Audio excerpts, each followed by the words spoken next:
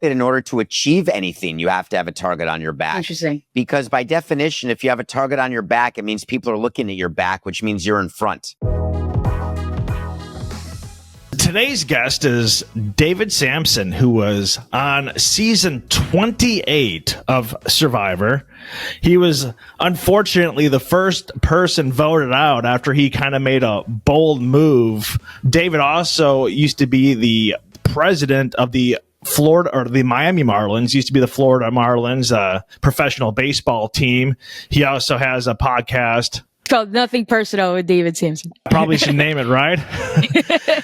And anyway, so David, in 2001, Mark Burnett, who was the creator of the show Survivor, he basically had a GQ interview where he said, quote, that Survivor is based on real life. We've all experienced workplace politics. We've all dealt with these situations, people befriending you, people stabbing you in the back. And then later on in this interview, he goes on to say that most people are waiting around for someone to lead. So, David, is Mark Burnett correct? Is Survivor just essentially office politics on a remote island? It's not just office politics, actually. Survivor is exactly a microcosm of society and of every situation I've ever been in.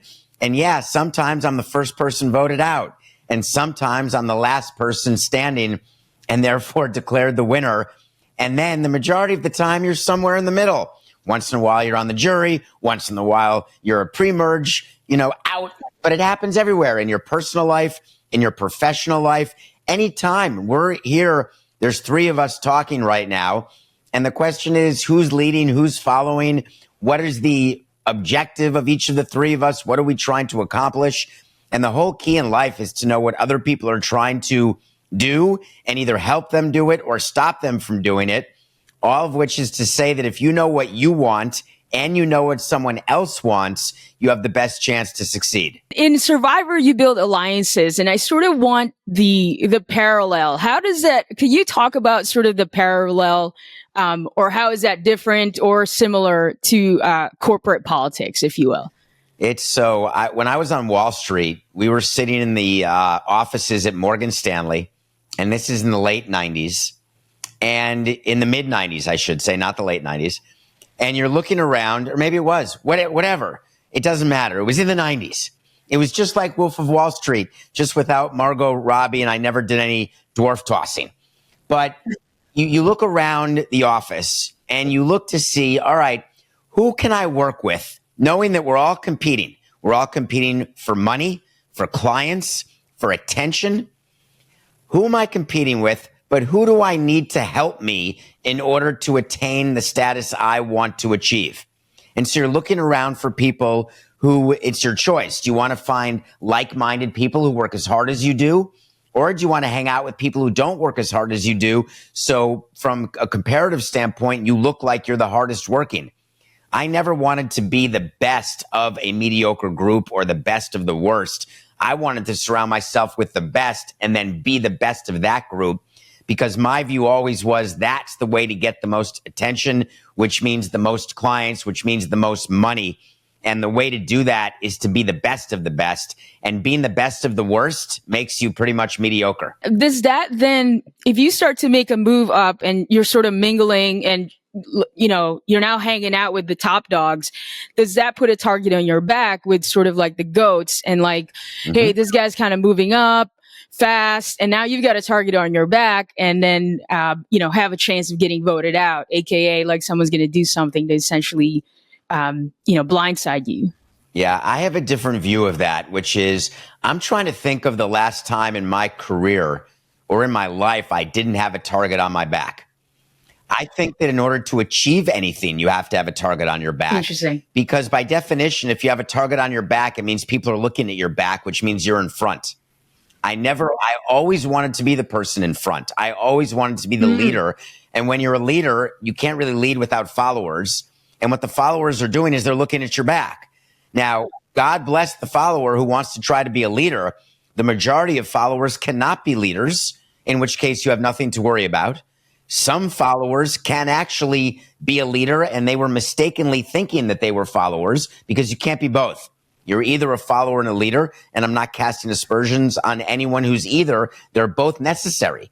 You can't have a leader without followers. You can't be a follower without having a leader. So I'm good with both sides, but I always liked the target on my back because it meant that people were looking at my back. So I was angry when I was voted out first because I had, my goal was to win the game. But I was no angrier being voted out first than I would have been finishing second. It was the same level of disappointment and anger because to me, there's no difference between winning and coming in 18th or second. Every one of us, except Tony, our season, we're all losers. If you were to do it again, would you change your strategy in that playing a little bit more politics, laying low, kind of goading a little bit, and then making a kill? Well, I didn't really have a choice. I was dressed like a business person. I had a blazer on and a shirt on a beach, which of course is crazy. And I went after Garrett to start with because I viewed him, hey, I don't know why I'm being asked to choose a person from the tribe. And the first thing Jeff did when cameras started rolling is he said, pick a leader. And then, by the way, the leader, now choose someone from your tribe. And we didn't know, he didn't tell us. Was it for a challenge? Was it for a journey back before journeys were a thing? Was it to switch tribes? Which wouldn't make sense because he was dressed in our color. So I figured he was part of our tribe. You sort of get an idea of who your tribe is when you get together and, you see what everyone's costume is. You can sort of understand who's what and what's what. But I just thought that Garrett would have a chance. Let's say it was a challenge. I wanted our strongest guy to do it. And everyone I figured would choose the weakest woman, which I thought, well, that's silly. Everyone said, how could you not have chosen Cass? I said, well, I loved Cass. And by the way, side note, the entire Brains tribe still has a group text chain. We're still in touch, all of us. But I thought it was the right move. Now, the minute we got to the beach and I saw that was it, that Garrett was already lying, saying that he stumbled into a waterfall and found it, I said, oh my God, he's got an eye. It's a bad move. Rude. But there was nothing I could do at that point.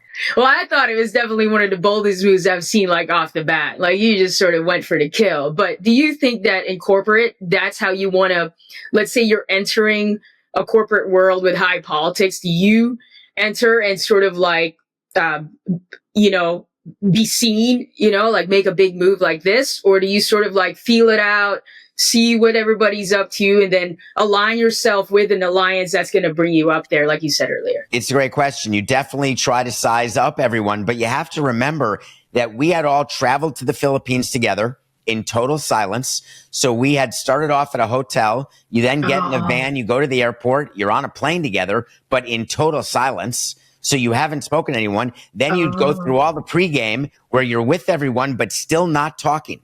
So the sizing up, my view is I'd already sized everyone up. Garrett was eating all the food during pregame, taking it all away from all of us. Jatia was sitting on top of the damn air conditioner the entire time and on top of the fans. So we had everyone pretty much sized up before they even started rolling the cameras, but there's no talking. So none of us had actually officially met, even during casting. When you're interviewing and you happen to see other people, there's no talking. There's no talking. At all. Wow. Sarah Lacina and I, who she is my closest. I have so many friends from Survivor, just really good relationships. But Sarah and I have a really special relationship, and we communicated pregame by sneezing and coughing, and we got in terrible trouble by the producers because they thought that we were up to something. And we were just lonely, and we just couldn't. There was no talking during the entire day. And so we would like cough. We had tents next to each other pregame, and we spent time. They finally had to separate us like we were in grade school. I did not know that. So they tell you, is it like on your contract? Like there's zero talking, zero looking anybody up. That's just a rule. You're there. You're a contestant, and they say there is no talking. There's a lot of no talking, which for me, I get paid by the word. I love talking, and there's silence all the time. When the cameras are not rolling, there is no talking. So any of the traveling to tribal council or to a challenge or any time, it's total silence. And have you ever thought about, after the challenge, when they're back on the beach, they start saying, oh, great job, or oh, that was tough. you're with the rest of the people for the hour before that, but you can't talk. You can't say that. You got to wait for the cameras to roll, then you start talking. That's incredible. So you had to size up essentially as you saw them, and I'm like, yeah, that's the guy. He's annoying. He's eating all the food. So you're already putting them in boxes as you're seeing them. And that's incredibly he's interesting. Such a great guy. He's such a gentle giant. And he just had these muscles. He had like 14 abs. And I was like, come on, are you going to win a challenge for us? What are you doing? And then I realized he had gotten the idol and that he and I were going to have a problem.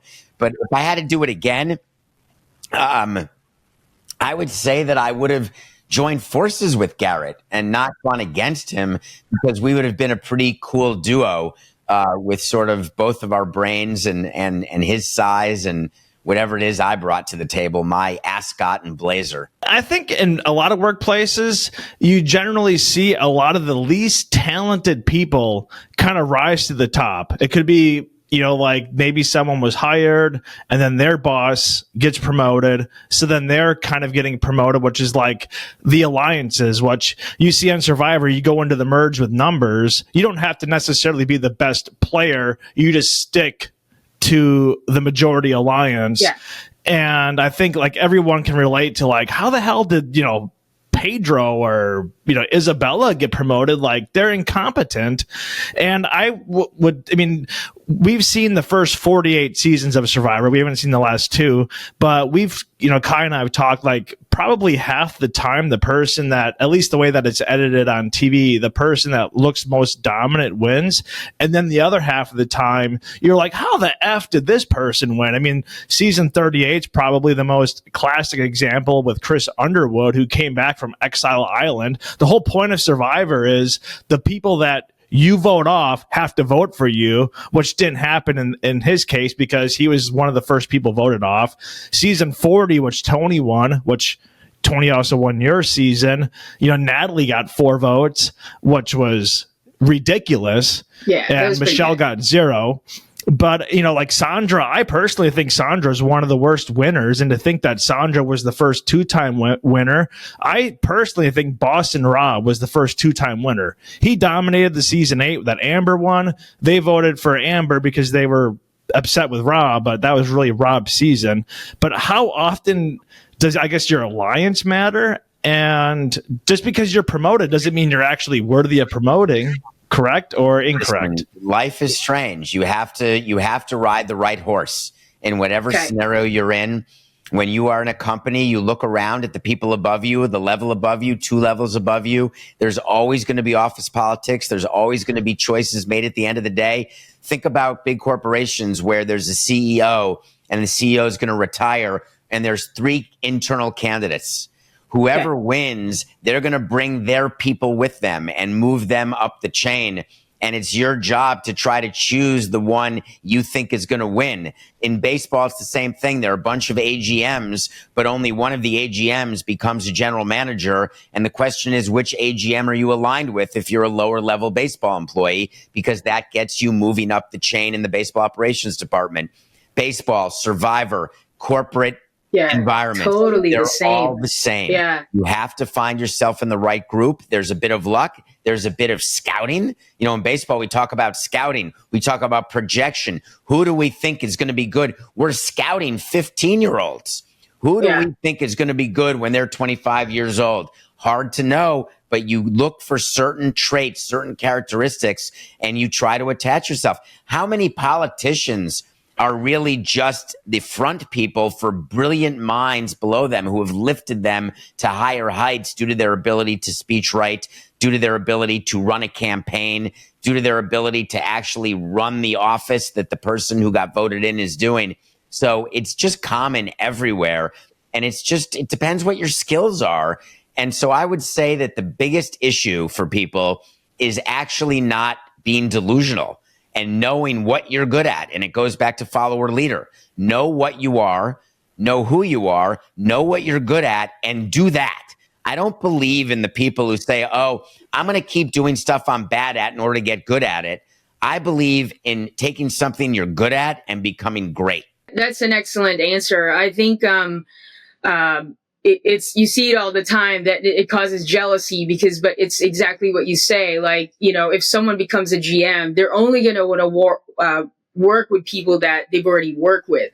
So it's more like who you know, and then you're going to bring them up because you already like working with them. Now there's someone else probably from another department that's, kicking ass and doing really good at that particular position, but you'd rather not take them because that's the social game part of it. So it's almost as if like, yeah, when you enter, so, if we were to give advice to someone entering a high politics workplace, then yeah, you have to play a social game and get to know everybody. And then you can have an understanding of who's going to make that move and then align yourself with that alliance. Think about it. Why is Survivor so popular? It's so popular because we all watch it and we see ourselves. Yes. In every person. Yep. We're like, oh, I'm the geek, or I'm not the geek. I'm the beauty, or I'm the athlete. I'm the brawn, or I'm the conniver, or I'm the follower, or I'm the goat.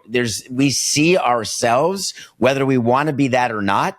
And when you see yourself, that is how you can actually learn to love yourself. And that's why so many times players, when they're done playing with Survivor, and there's not enough spoken about this, but a lot of players who, when they're done playing, they have a hard time getting back into the real world. And they really struggle because they were maybe after fame, or maybe they were after the $1 million, or maybe they just saw something in the mirror that they didn't realize, and it's impacted their lives. The reason my life didn't get impacted by Survivors, that was me. That was me before I stepped onto the island. That's been me since I left the island. And so that was what I like to say is just another Tuesday. And I loved being on Survivor. I'm honored to be one of the just, several hundred people who've ever done it in our country. And I'm only one of 47 first boots walking around the United States. So It's a really small club that I'm proud to be a part of. Yeah. Would you play again, knowing what you know now? It is the most common question asked of me, actually. And not to say that you're common, but that is, would you ever be the president of a baseball team again? The answer is no. I did it for 18 years and I love what I'm doing now. In terms of Survivor, would I play again? I would have a hard time saying no, because I believe that there is still a story to be told for my Survivor journey. And I'm pretty good at leaving stories behind when they're finished and recognizing when something's finished. It's like everything's a run and all runs come to an end. And knowing when a run ends, and embracing that fact, however sad you are, it's like the last day of summer camp or the last day of school. Sure. It's the end of something that you'll never get to recreate again. And you have to really wallow in the beauty of that moment, or else it becomes overwhelmingly sad. My view is for Survivor that the story is not fully written. And when that's the case, I like the opportunity to finish. That's awesome. No, we hope to see you in a future season then. Never know. A first boot season, stranger things have happened. First boot, last out next time, or never out. Yeah, that's going to be awesome. I think you'd kill it. Thank you. We've seen, Tony won 2 times, like from your season, and you think that, you're kind of like in your mind, I'm like, how come no one's going after this guy? Clearly he's like, big dog, and no one seems to want to go after him. And as I'm sort of studying his ways, he was sort of buddies with everybody. Like it didn't want Sarah, or, in season 40, nobody wanted to come after. People did, but it just never was executed properly. And he ended up winning it. I'll tell you a funny Tony story. Yes, please. If you want to hear. We get to the Philippines, and we're meeting with producers and the doctors and everyone else, and you meet individually. And during one of my meetings, I was asked, so you've been around these people now for 4 days, let's say. Who do you think can win? And you don't know their names. I knew Cliff Robinson because I recognized Cliff Robinson. It turned out that people knew who I was too, but I didn't know that. I said, I don't know who's going to win, but I tell you who's not going to win. That guy, the bald guy with the tattoo on his shoulder, that guy's got no chance. Wow. And of course, that was Tony. Yeah. And of course, he won the season. Yeah. I mean, he was just really clever. He actually kind of reminds me of my former chief of staff. I worked for a former presidential candidate who lived in Puerto Rico. And I was tied to his hip. And he brought in, when he ran for president in 2020, he brought in a chief of staff. So I was like EA, PA, whatever. And he comes in, and every time he would introduce me, he would go, "This is Kai Primo. This is my most trusted person. She's next to me 24/7, everywhere we went, because I basically took care of him, So chief of staff comes in, hates it. So he did everything in his power to try to axe me, get me in trouble, get mad at me, get my boss to get mad at me, things of that nature. And I'm like in tears because I can't figure it out, because in my mind, I'm like, I'm grinding. I work 24/7, take care of logistics, take care of everything, take care of B, get him on time, suit him up, get him to his meetings, get the notes taken out, do the schedule. And I'm like, I'm grinding. Like, why does he hate me? And when I look at Tony and I'm studying his game, he's kind of have the same sort of like, almost like personality, where he'll kind of buddy up with everybody and then he turned everyone against me. And now I was the most hated person, even though I knew I was working hard.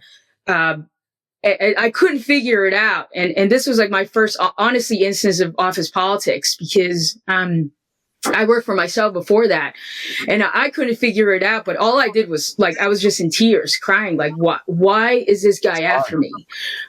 Listen, it's hard, but you're probably better off for that story and understanding the way of the world. But I'll tell you that you should look at it from a different vantage point, which is, to be hated, to me, is the same as to be loved. People ask me that about nothing personal. Do you know people listen to you because they hate you? And my answer is, that's fantastic. I am so happy to be hate listened. I'm happy to be love listened. I just want to be listened to. So it doesn't matter. So you should not be upset when people are going after you. It means you've got something they want, and that means you're doing something right. So be afraid of apathy. Don't be afraid of hatred. Of hatred. I like that. Thank you. Kai and I always talk, it's like, if you want to learn office politics, everything you need to learn, you can learn in Survivor. So, as we kind of talked about earlier, alliances matter more than raw talent. Social intelligence trumps technical skill. And I would use the technical skill example in Survivor as winning immunity. You could be like Joe or some, Ozzy. They dominate challenges, but yet they basically don't play the social game, because they just think that, like, oh, I can just win challenges. I provide food, particularly Ozzy. Basically timing's everything. You have no idea when the merge is going to happen, when tribes are going to switch. You make your, basically adapt or get voted off the island. Confessionals are essentially the water cooler moments at the office. And the hidden idol is an unseen skill or leverage. Maybe, you have some, I don't know, you're the only person in the office that knows how to do use advanced Excel skills with macros or something, whatever, right? Do you kind of agree that everything you need to learn about office politics is in Survivor? And what are the most important skills to excel at the office? I think that that's a very macro blanket statement. But I would say that Survivor definitely is a reflection of what we do and a reflection of office politics. But I also think there's office politics inside the home and inside any relationship. There are politics. It's just the nature of relationships. And on Survivor, what you learn is that you sometimes, and this is true in the office, you're going to have to work with people you don't like. You're going to have to work with people who drive you crazy. You're going to have to work with people who you don't think deserve to be worked with, or you don't think deserve to be breathing the same air you are, or they're sharing in the spoils of a victory that you attained, where you're the one who came up with the idea or the presentation or got the client, yet there are people who benefit from that who aren't just you. And if you're not okay with that, you're going to implode. You're not going to succeed at the corporate level, just like in Survivor. You're not going to succeed if you have to take credit for everything outwardly. There are many times that you just have to sit back and let things unravel and be behind the scenes. But then there are times you have to be out front and in front of the scenes. It's all part of the strategy of life. And there's a lot of people who have a lot of different strategies. There's people who just sit around watching TV all day. There's people who have no interest in making money. And I'm not saying you should make money or not. You should do whatever it is you want to do, but then you can't be surprised at the result.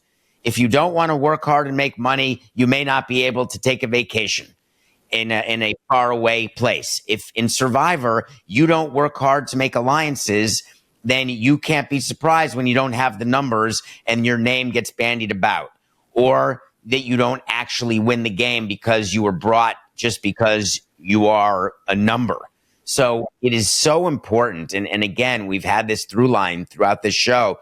It's just so important to know who you are and what you do, and then keep doing that, which is why going into the game, it's not really that all 18 people have a chance to win. That's actually not correct. And I would say in every season, there are at most 3 or 4 people who actually can win the game.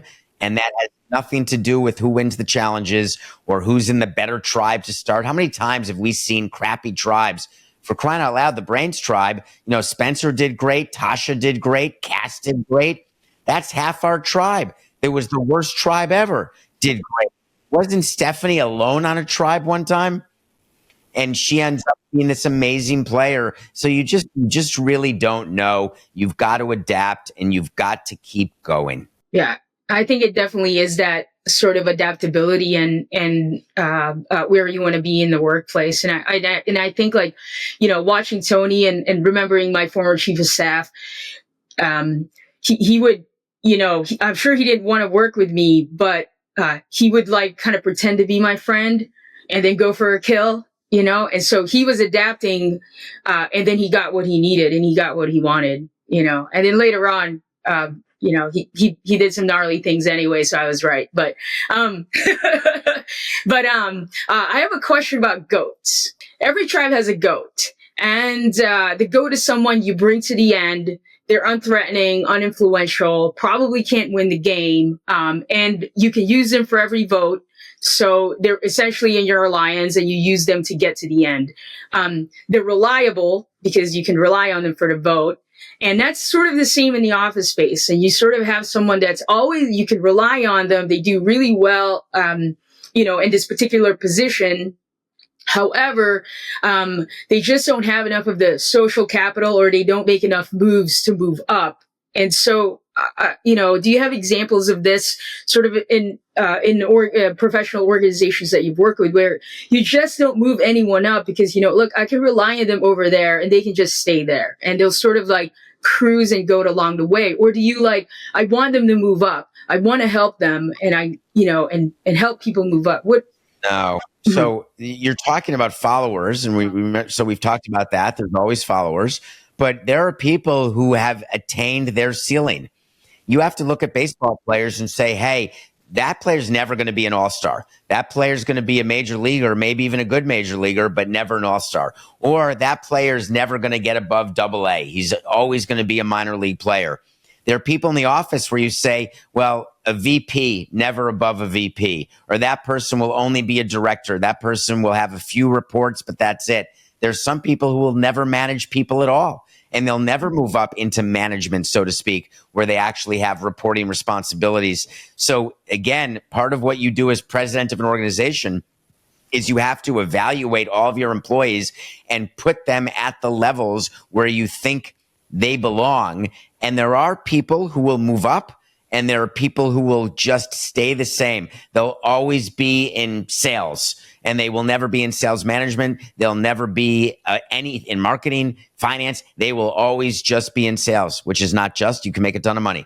Or somebody will always be in accounts payable. That's their ceiling. They're never going to be the CFO. They're never going to be the treasurer, but there will be an accounts payable and have a full career there. There's people who are executive assistants, And I've had the same executive assistant for 23 years. I wouldn't trade her for the world. She's brilliant. She's perfect, but she's not the president of a company. She'll never be the president. She doesn't host a podcast. She'll never host a podcast, but she's unbelievable at what she does. And I can't function without her. And that doesn't mean she's lesser than I am. She is equally as successful as I am because she found what she does and she does it and does it well. And I think that's the key in any corporate setting. You got to find out what you do and then you got to do it well. Yeah, so I like what you said there, where it's not necessarily just because you're not moving up, it's not necessarily a take on you that, like, you know, you're not anymore. You can't get any better from where you are. You just really excel in what you do, and so like you wouldn't trade that for the world. I mean, I've personally experienced that, so I see. Okay, I see what you're saying. So sometimes you can cruise where you're at because you just excel in it really well. And that's nothing to be ashamed about. And nothing to be It's been ashamed great. I appreciate the opportunity to be on this with you guys. Thank you so much, David. David Samson, host of Nothing Personal with David Samson. You can find me live on the Nothing Personal with David Samson YouTube channel every morning, 7 a.m. Monday to Friday on CBS Sports as an MLB analyst. Also on the Dan Le Batard Show. Pablo Torre Finds Out. I appear on that. So anywhere you get your podcast, you'll find Nothing Personal. And it's fun to talk Survivor with you. It's fun to talk office politics with you. My dear friends, that is it for this episode of El Podcast. Once again, if you're not yet subscribed, please subscribe on YouTube as well as Rumble. You can also find us on Spotify and Apple Podcasts or wherever you get your podcasts from. We thank you all from the bottom of our hearts for watching and listening, and we will see you on the next episode.